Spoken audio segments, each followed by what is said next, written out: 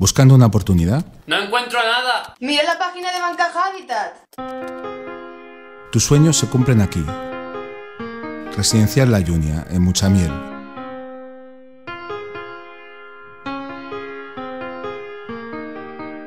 A 5 minutos de la playa de Alicante. Buenas noches, hoy vamos a hablarles de un tema que nada más escucharlo pone los pelos de punta, el cáncer. Y vamos a centrarnos en un tipo concreto, el cáncer de colon, pero el mensaje que pretendemos transmitir es que se trata de algo que tiene cura. En la mayoría de los casos está demostrado que con una detección temprana en el 90% de los casos se puede curar. De todo ello hablaremos aquí en Terapia, en este espacio para la psicología en vivo.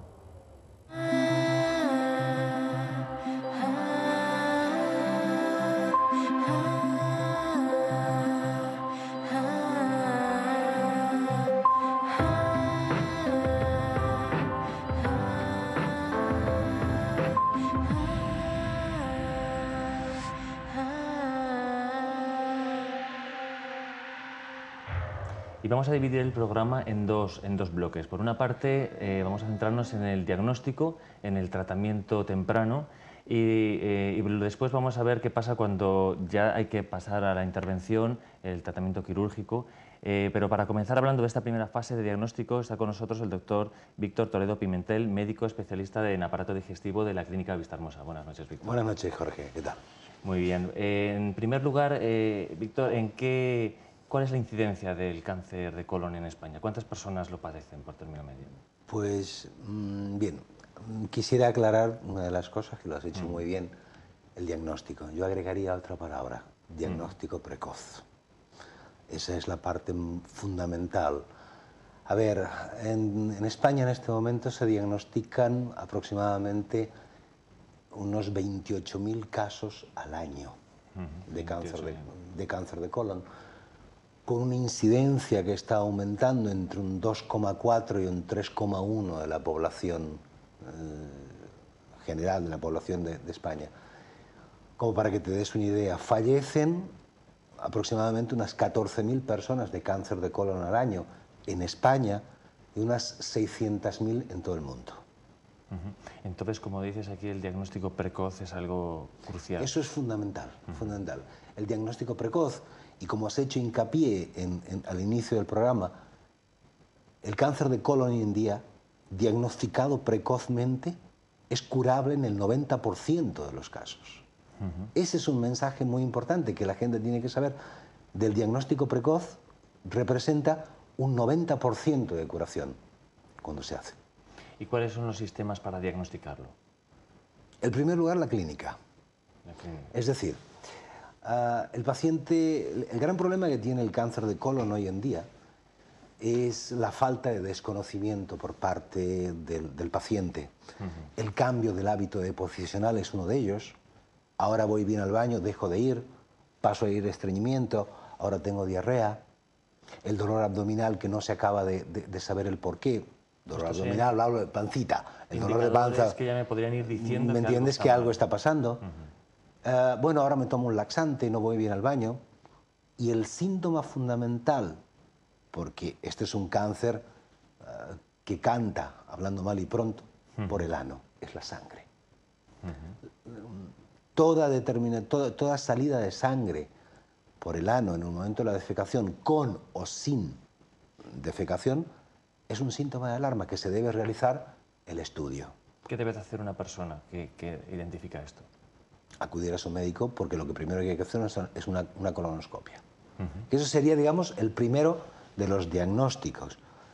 O bien, dada la gran frecuencia que tiene el cáncer de colon en nuestro medio, una técnica que es baratísima, que en los últimos estudios han demostrado que prácticamente vale 3 euros, es la determinación de la sangre en materia fecal, que es un test, que ahora veremos luego las imágenes, que es el test de la determinación de la sangre en materia fecal. O sea que con ese test yo puedo saber si realmente tengo sangre oculta. Sangre oculta. Porque no siempre, o sea, tú vas a ver sangre roja y lo primero que vas a pensar es que tengo una hemorroide. Y si duele el ano es que tengo una fisura. Ya me la trataré o ya se me pasará. Pero es que inmediatamente por encima del ano Entonces vamos a ver esas imágenes. Sí, bueno, por encima del ano ya empieza lo que es el intestino. Y encima del ano, a 10 centímetros, porque el cáncer de colon, el primer diagnóstico, entre comillas, cuando viene el médico, es el tacto rectal, porque puede estar al alcance del dedo, con tocarlo en el tacto rectal. Es decir, es una de las partes importantes que tiene. Y existe también, creo, la colonoscopia virtual. Sí, la colonoscopia virtual es una técnica en la cual, pues, a ver, no todos... lo que estamos viendo aquí es simplemente una imagen del intestino con una pequeña foto en la cual se ve la posición que adopta el paciente cuando se hace una colonoscopia. Es como se pone de lado y se introduce el tubo vía anal. Claro, porque la preparación para la colonoscopia, perdón la interrupción, pero debe ser importante también. Sí, ahora te la comento lo que es la preparación de la colonoscopia. En esta imagen lo que vemos es el intestino grueso, que es donde está el cáncer de colon, en la parte de abajo el ano, en la parte de la derecha de la pantalla que estamos viendo, que es la izquierda del paciente, arriba el ángulo donde está el bazo, al lado del otro lado del hígado y por debajo donde está el apéndice. Ese es como una U, para entendernos, es el intestino grueso, que es donde, cuando mediante la colonoscopia, sea una colonoscopia mediante el endoscopio, que ahora veremos las imágenes, o bien mediante la colonoscopia virtual, vamos a ir a buscar precisamente la posibilidad de que tenga un cáncer. Aquí lo que estamos viendo es una parte del intestino con la lesión más frecuente, que es la previa al cáncer de colon, que es el pólipo. El pólipo, y tú me dirás, ¿qué es un pólipo? El pólipo empieza siendo una pequeña verruguita, pequeñita, ¿vale? Que va creciendo y puede adoptar, para que nos entendamos, dos formas, como un champiñón o como un brócoli, ¿vale? El champiñón medianamente no es tan malo y el brócoli tiene un grado ya de malignidad instalada. Pero eso es un diagnóstico que lo hacemos los endoscopistas cuando hacemos la colonoscopia, cuando llegamos al sitio y cuando podemos verlo al pólipo, biopsiarlo y sacarlo, extraerlo, ¿vale? Que es la imagen que estábamos viendo. Esta imagen es lo que hablábamos del Hemocult. Hemocult es la determinación de sangre en materia fecal. Aquí quiero hacer hincapié de un poco lo que hablábamos, porque la Generalitat ha enviado unas 500.000 muestras distribuidas en todo lo que es la Comunidad Valenciana, en población de alto riesgo, para la determinación de la sangre en materia fecal. Incluso en el último congreso de gastroenterología que estuvimos, se ha visto que la determinación de la sangre en materia fecal y la colonoscopia van prácticamente igualadas. Pero es un test muy barato, son 3 euros que vale. Entre 3 y 4 euros puede costar una determinación. Y es lo que te permite saber que hay algo que no está funcionando. Y tomar las medidas oportunas. Y tomar las medidas oportunas para llegar al diagnóstico. Porque de lo que vamos a hablar después es de la importancia de, y ya hemos hablado del diagnóstico precoz, de coger estas cosas a tiempo y que esto va a determinar si la cosa va por un camino o va por otro. Exactamente. Es decir, mediante el test podemos saber que hay sangre oculta positiva. Bien. Es cuando se hace la colonoscopia. ¿Me entiendes? Sí. La colonoscopia como método diagnóstico. Entonces, la colonoscopia te permite la introducción de un tubo que lleva una cámara en la punta, la imagen pequeñita, en que vas viendo todo y vas recorriendo todo ese 1,40 m o 1,60 m de intestino grueso, que no siempre es tan fácil, porque no es una cosa que sea un camino fácil, por decirlo así, porque tiene muchas curvaturas. Y cuando, mediante esa imagen, se puede llegar al diagnóstico del pólipo, que es la lesión precancerosa en la gran mayoría de los casos. Que ya nos va a dar información. Que ya nos da, entonces se biopsia, ¿vale? En la siguiente imagen, aquí lo que estamos viendo, este es un colonoscopio, es decir, cómo está puesto dentro de una maleta, en donde es un tubo que lleva 1,60 m de largo y que siempre se tiene que hacer, en la próxima imagen lo vemos, dentro de las unidades de endoscopia digestiva. Ves la imagen al fondo de la pantalla, que es la que te permite, en un momento determinado, la cámara, la detección, la fotografía y el guiado del endoscopista que está realizando la colonoscopia.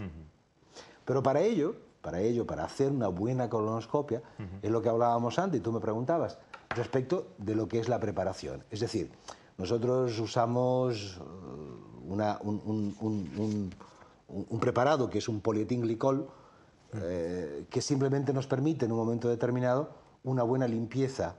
Esto se adquiere, ya no está cubierto por la Seguridad Social, Pero hay diversos en el mercado, pero a mí particularmente me da una buena característica porque la limpieza que realmente permite darte es buena a la hora de tener una imagen correcta y ver lesiones pequeñitas. ¿Por qué? Porque si ese intestino no está limpio y hay restos fecales, un pólipo pequeñito de este tamaño no lo ves. Y esto es el inicio de lo que puede llegar a ser luego lo que hablábamos del champiñón o el brócoli. Claro. ¿Vale? Luego viene la colonoscopia virtual.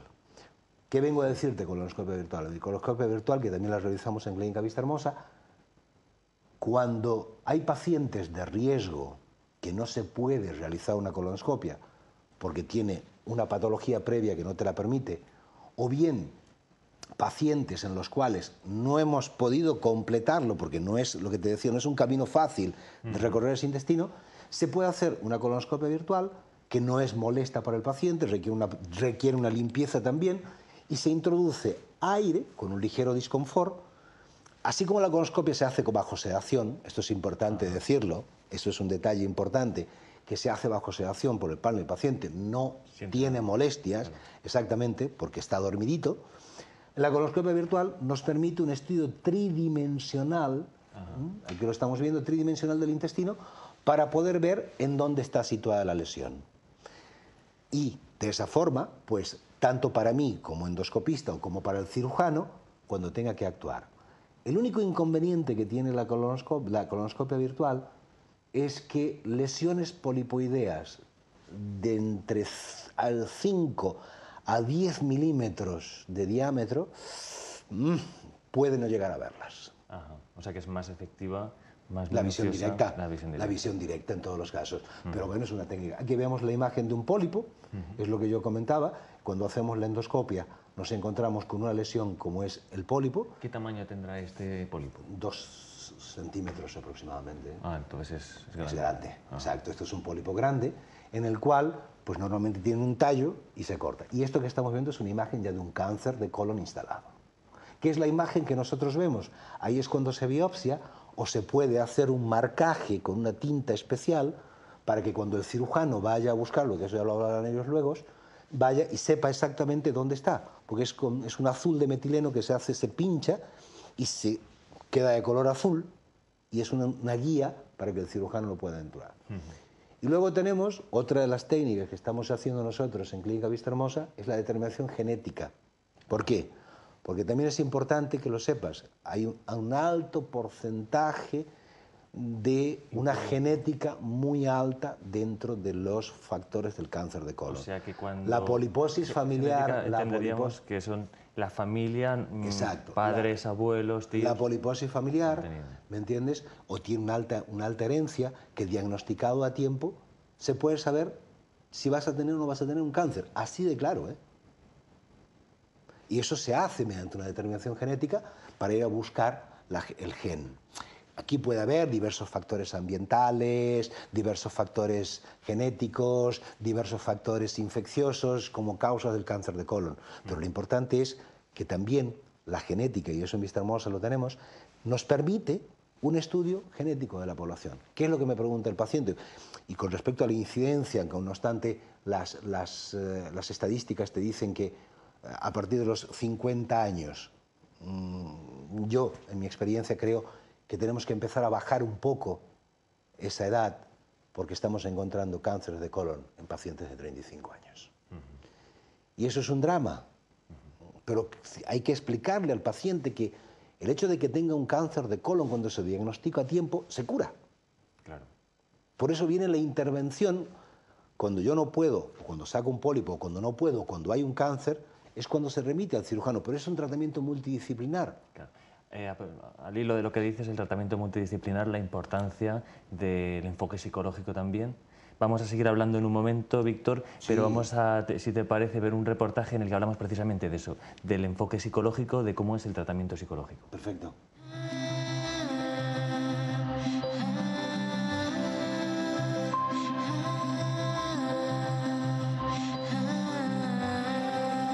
Aportaciones del tratamiento psicológico. El tratamiento psicológico es muy útil en un paciente con cáncer a diferentes niveles. En primer lugar, recibir la información de forma adecuada va a influir en la forma de reaccionar de la persona. En este sentido, la investigación ha revelado distintos estilos de afrontamiento por parte de los pacientes. Algunos prefieren olvidar o negar la evidencia de la enfermedad. En este caso, una información reiterada y exhaustiva puede ser negativa. Otros, en cambio, prefieren buscar cuanta más información mejor, por lo que se les debe facilitar la máxima posible. Pero el apoyo psicológico también es importante en la preparación para la hospitalización y los tratamientos médicos. Aquí el objetivo principal es reducir la ansiedad y el impacto que conllevan. Para ello se promueven en el paciente respuestas adaptativas a la nueva situación que permitan controlar las reacciones emocionales. También es de gran utilidad trabajar la comunicación del paciente con su pareja y su familia, afrontar y prepararse para los dolores agudos y crónicos y para las posibles disfunciones sexuales. En función de la fase en la que se encuentre el paciente, se le ayudará a planificar y usar el tiempo disponible de manera activa y gratificante. Para que pueda afrontar los pensamientos automáticos y conocer las conexiones de estos con los estados de humor y con la propia conducta, se emplea el modelo cognitivo. Y de cara al área emocional, se estimula la expresión manifiesta de sentimientos, motivando al paciente a expresar y aceptar emociones negativas, tales como la ira y la desesperación. Las emociones no son buenas o malas, simplemente se sienten. Su identificación correcta permite conocer cuáles son sus causas y posteriormente la forma de hacerles frente. Y finalmente, pero tan importante como el resto, está el trabajo preventivo. Desde aquí se contribuye a la eliminación de hábitos de consumo de sustancias de riesgo, afrontamiento del estrés, adopción de hábitos saludables y de conductas que faciliten la detección temprana de tumores. Como veíamos en el reportaje, el enfoque psicológico es importantísimo. Una noticia de estas, una persona, Víctor, le tiene que conmover totalmente, tiene que desorganizarle, desbarajustar todo su orden de prioridades. ¿Cuál crees que tendría que ser o que debe de ser el enfoque del médico que realiza que habla con el paciente? Hay una cosa que está clara, El paciente, desde la pequeña intervención, cuando tú le has dicho que le has hecho una biopsia, claro. Entonces es saber tranquilizarlo, y cuando encuentras, si realmente se confirma que tiene la posibilidad de tener un cáncer, dependiendo desde mi punto de vista, porque yo hago diagnóstico y cierto caso de tratamiento terapéutico cuando saco un pólipo, que es cortarlo al pólipo mediante una técnica que es la polipectomía, o cuando el anatomopatólogo te dice la base está libre de tumor. Si la base está libre de tumor, está curado. Ya se harán las colonoscopias de control en función del screening, porque de esa forma evitamos gastos, el diagnóstico es mucho más rápido. Screening significa seguimiento. ¿Me entiendes? El seguimiento de ese paciente para evitar los gastos, internación, hospitalización, cirugía, etc, etc. Pero si la base o el pólipo es cancerígeno, es importante transmitir la seguridad que tiene cuando nosotros transmitimos ese paciente al cirujano. ¿Por qué? Porque es cuando él acabará de solucionar muchas veces el problema. Y como hablábamos coloquialmente, es un cortar y pegar. Se corta, se saca la parte mala, se vuelve a empalmar, porque es una tubería el intestino, y el paciente está curado. Ese es el aspecto psicológico importante, de saber tranquilizar y darle la seguridad de que en buenas manos se consiguen los resultados. Muy bien, pues muchas gracias. Gracias a ti, Jorge. Doctor Toledo Pimentel. Ahora hablamos dentro de un ratito en el debate. Muy bien. Y nosotros vamos a ver ahora otro reportaje en el que vamos a centrarnos en los tratamientos terapéuticos psicológicos más empleados. Vamos a verlo.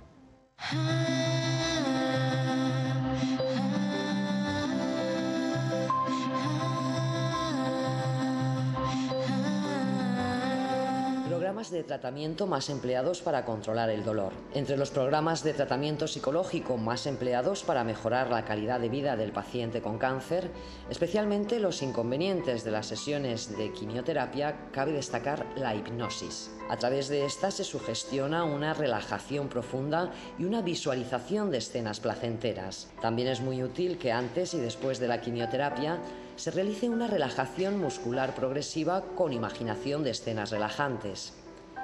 Según la investigación, la eficacia de esta técnica reduce en un 50% las náuseas y los vómitos. Igualmente se aplica con buenos resultados la desensibilización sistemática. Para ello se define una jerarquía de estímulos ansiógenos relacionados con la quimioterapia, es decir, los temas que más miedo provocan en el paciente respecto a esta técnica.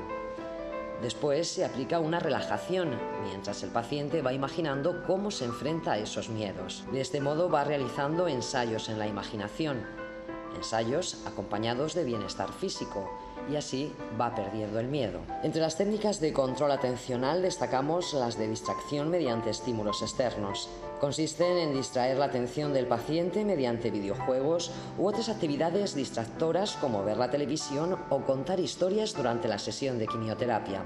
El objetivo es impedir que se forme el condicionamiento clásico, es decir, que el paciente asocie la quimioterapia con dolor o situación desagradable y le sea cada vez más difícil acudir.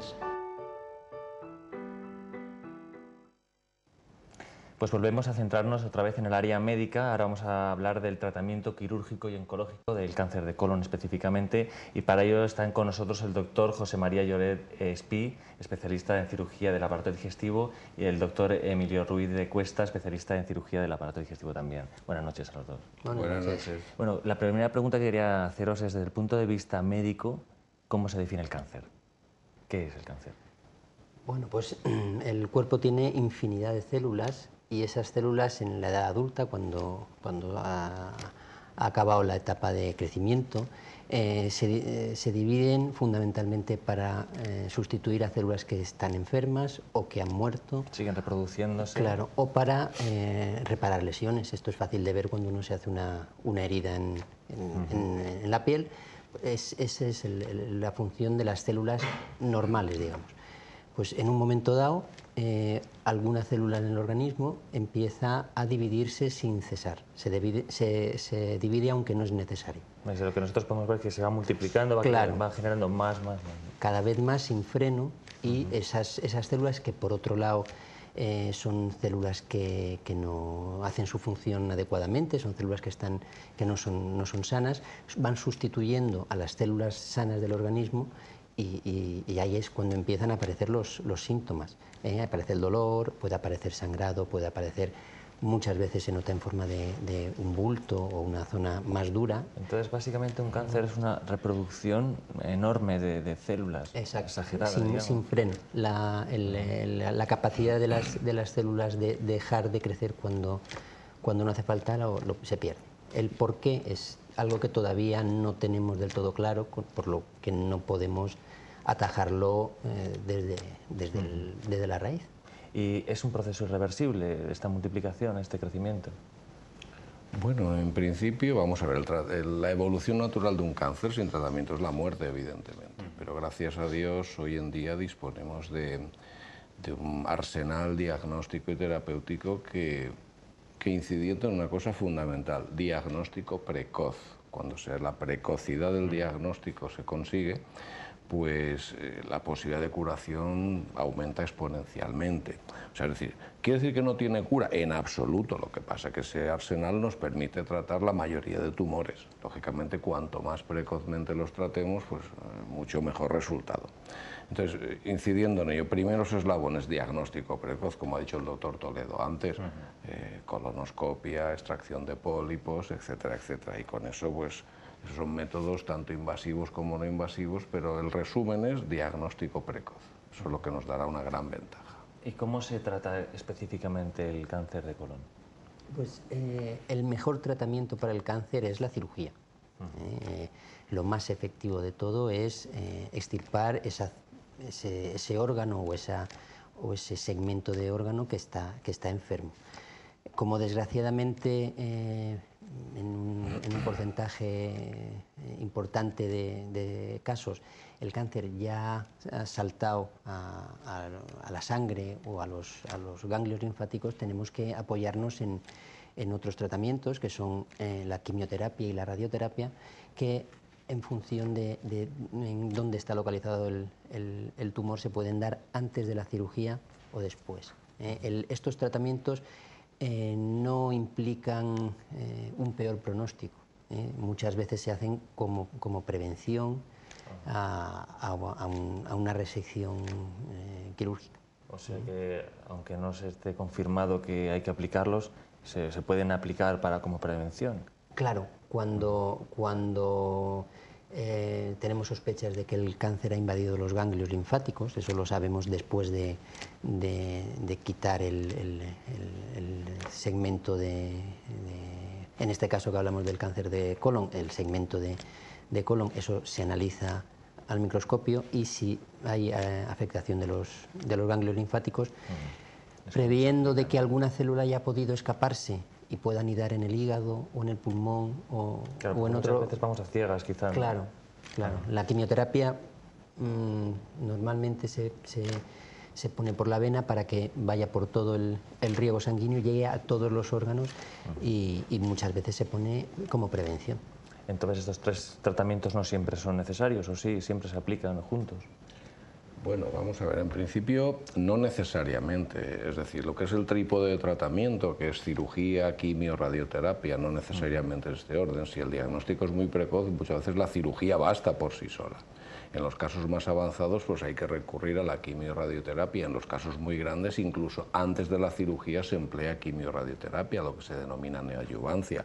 Esto va enfocado pues, a reducir el tamaño del tumor porque hay veces que de entrada no son operables y gracias a la quimio y radio conseguimos convertirlos en tamaño operable con supervivencia larga. Lo que determina que no sea operable es el tamaño, entonces, el nivel al que se haya desarrollado. Vamos a ver, claro, lo que hemos hablado antes del diagnóstico precoz, si el tamaño es pequeño es abordable, lo ideal es cirugía, evidentemente, pero hay en casos concretos pacientes que debutan con un tamaño tumoral que la cirugía, la tijera no cura el cáncer, el cirujano no ve células, ve una masa. Pues está demostrado que ese grupo de pacientes con tumores avanzados que han recibido ese tratamiento antes de la operación, su pronóstico, su expectativa de vida y sus resultados son infinitamente mejores que si fuesen intervenidos primero y posteriormente tratados. No sé si me he explicado. Sí.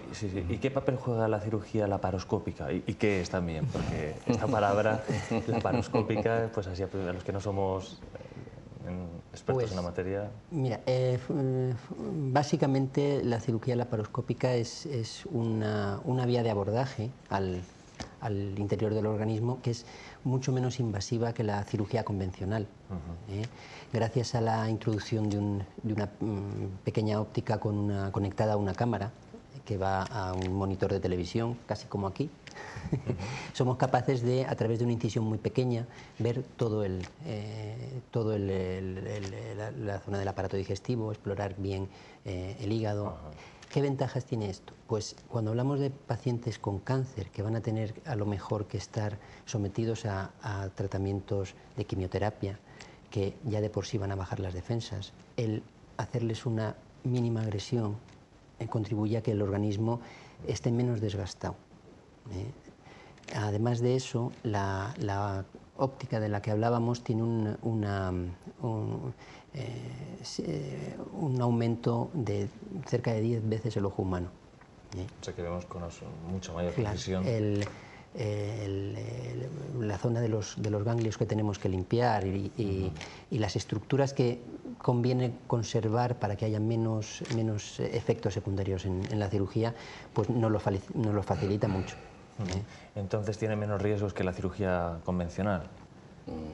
Bueno, el menos riesgo no, vamos a... En igualdad de condiciones es infinitamente menos agresiva. Las complicaciones son inherentes a cualquier tipo de cirugía, pero cuando comparamos en igualdad de condiciones pacientes intervenidos por la vía convencional o por vía laparoscópica, al margen del resultado estético, la recuperación es muchísimo más precoz y realmente es francamente rápida en todos los aspectos, pero las complicaciones realmente no hay demostrado una superioridad de una frente a otra en igualdad de condiciones, desde luego, sin duda, la vía laparoscópica.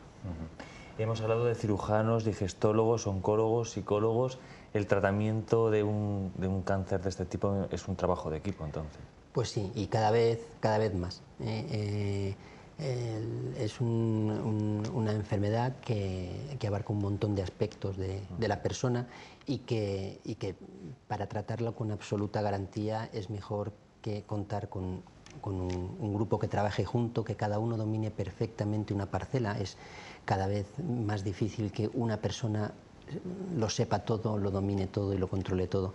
Pues si conseguimos trabajar en equipo y cada uno aporta la excelencia del terreno que domina, el resultado es mejor. En la Clínica Vista Hermosa tenemos un comité de tumores que se reúne al menos una vez a la semana, y ahí los radiólogos, los digestólogos, los oncólogos, radioterapeutas y nosotros discutimos los casos para darle a cada uno un tratamiento personalizado.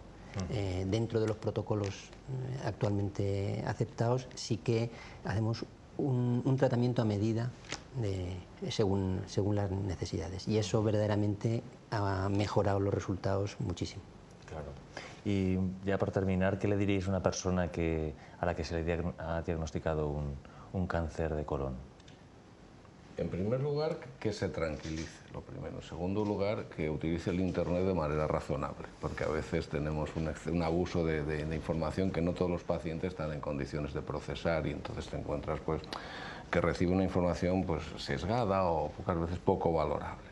Imagino que, claro, poniéndome en la situación, si es que eso es posible, que no lo creo, de una persona que recibe esta información, claro, la angustia, el hecho de necesitar respuestas, mirar internet con todo lo que pueda haber ahí de científico, de pseudocientífico y directamente nada de científico, y todas las cosas que pueden estar ahí juntas, ¿no? Tiene que ser terrible. Efectivamente, pero eso es pseudocientífico, eso es a donde vamos. Quiero decir que debe recurrir al profesional que sabe en primer lugar. En segundo lugar, veamos qué estadística, medicina basada en la evidencia. ¿Qué es lo que hay hoy en día? Que el cáncer de colon diagnosticado de manera precoz el 90% se cura. Que en los casos más avanzados estamos casi en un 60%, que en otros casos, los más extremos, desgraciadamente es un cáncer, no es una gripe.